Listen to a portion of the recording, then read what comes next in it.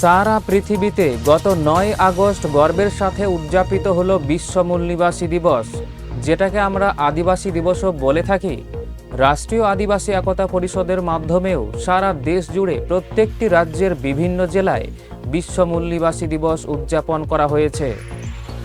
পশ্চিমবঙ্গের মালদা জেলাতেও গাজল থানা অন্তর্গত বামনগোলা মোড় সংলগ্ন শান্তি লজে বিশ্ব আদিবাসী দিবস উদযাপন করা হয়।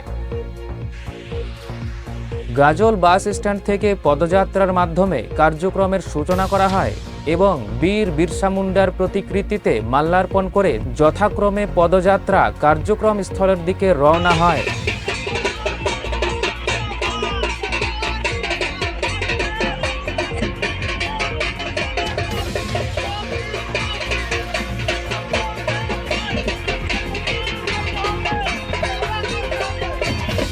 সেই বিশেষ দিন সম্পর্কে বিভিন্ন বক্তাগণ তাদের মূল্যবান বক্তব্য উপস্থিত প্রতিনিধিবর্গের সামনে তুলে ধরেন।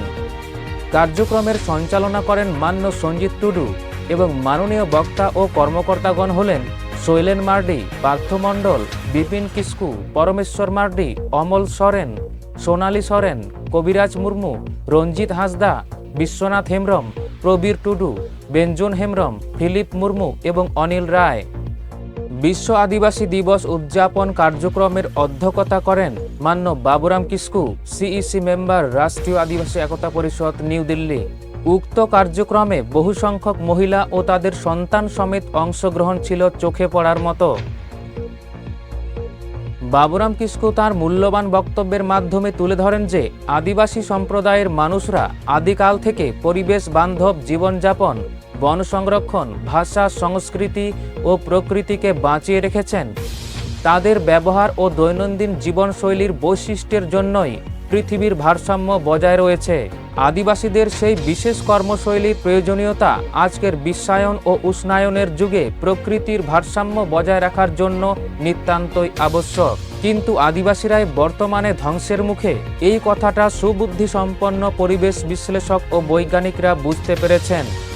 সেই উন্নত বুদ্ধিসম্পন্ন মহান ব্যক্তিত্বদের নেতৃত্বে ইউনাইটেড নেশনস অর্গানাইজেশনের মাধ্যমে বিশ্ববাসীরা যাতে আদিবাসীদেরকে সমস্ত দিক দিয়ে সুরক্ষা প্রদান করেন, তার জন্যই 1994 সালের 9 আগস্ট দিনটিকে বিশ্ব মূলনিবাসী দিবস হিসেবে ঘোষণা করা হয়।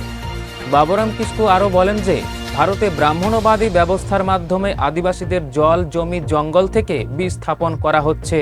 কিন্তু আদিবাসীরাই যে জঙ্গল কেটে বসবাসযোগ্য স্থান বানিয়েছে, পরিবেশ তথা প্রকৃতিকে, ভাষা তথা সংস্কৃতিকে সুরক্ষা করে আসছে আদিকাল থেকে, তা সত্ত্বেও তাদেরকে সংকটের মুখে ঠেলে দেওয়া হচ্ছে। এইভাবে আর বেশি দিন চলবে না।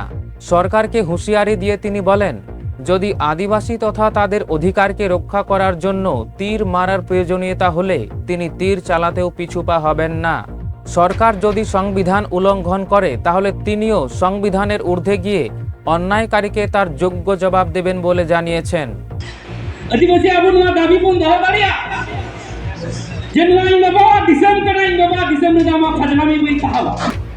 সংবিধানে সমস্ত রকমের ব্যবস্থা থাকা সত্ত্বেও আদিবাসীদের ওপরে লাগাতার দমন পীড়ন ও বিস্থাপন সহ্য করা হবে না। তিনি আরও বলেন যে ভারতের যারা এসসি, এসটি, ওবিসি এবং মাইনরিটি, আমাদের সবার ডিএনএ এক। আমরাই ভারতের বহু সংখ্যক 85% মূলনিবাসী জনগণ। আমাদের সকলের জন্যই এই 9 আগস্ট বিশ্ব মূলনিবাসী দিবস।